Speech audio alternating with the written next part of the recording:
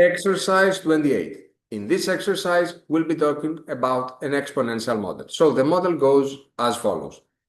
P of t is 0 times 0.5 multiplied by 1.18 and all that to the power of t.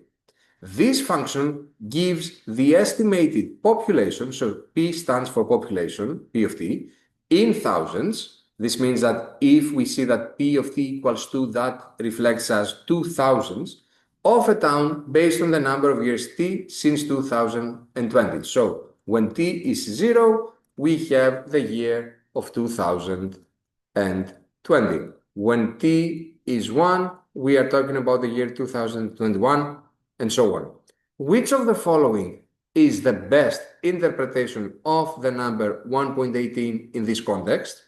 We always know that here, if we have the model, a model of that form, R, which is basically the 1.18, is called growth if it's greater than 1, or decay if it's less than 1 and bigger than 0, growth or decay rate.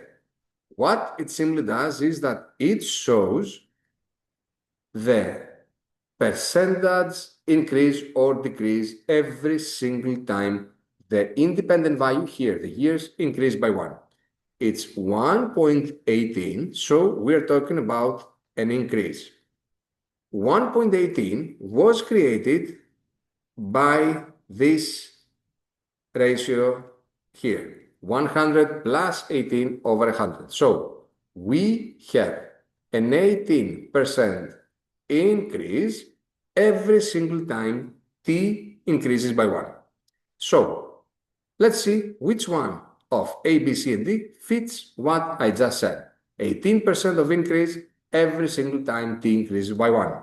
For each increase of 1,000 in population, no, that's not it. We need the increase to be done on the independent value, this means on years.